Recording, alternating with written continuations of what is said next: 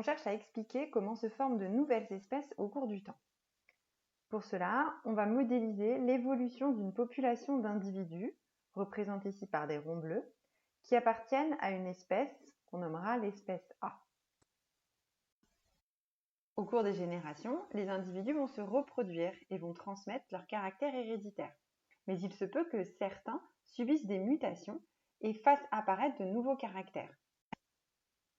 De plus, sous l'effet du hasard lié à la reproduction, ou bien sous la pression de l'environnement si ce caractère peut être avantageux par exemple, eh bien on va avoir de plus en plus d'individus qui vont présenter ce caractère au fur et à mesure des générations. Il arrive qu'une population se fragmente en deux sous-populations isolées l'une de l'autre, par exemple à cause d'une barrière géographique. Alors les deux sous-populations formées vont évoluer indépendamment et différemment l'une de l'autre en fonction de la dérive génétique ou de la sélection naturelle propre à chaque milieu. Ainsi, dans notre modèle, dans la population de gauche, c'est les individus verts qui vont devenir majoritaires, alors que dans la population de droite, ce sont les individus bleus. Au fil du temps, des mutations peuvent se produire, et ça va donc créer de nouveaux variants qui vont être différents dans les deux sous-populations.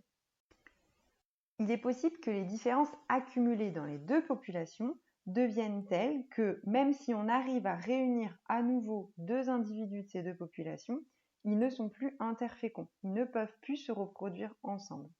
On dit que ces individus appartiennent donc à deux espèces différentes. On a donc formé une nouvelle espèce, l'espèce B et l'espèce C. Et ces deux espèces sont issues d'une espèce ancestrale, l'espèce A. Donc, la formation de nouvelles espèces à partir d'une espèce préexistante se produit lorsqu'une population est séparée par un mécanisme d'isolement reproducteur en deux sous-populations.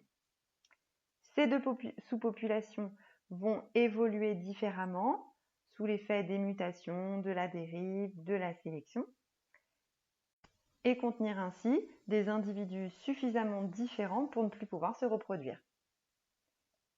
On appelle spéciation ce mécanisme d'émergence de nouvelles espèces.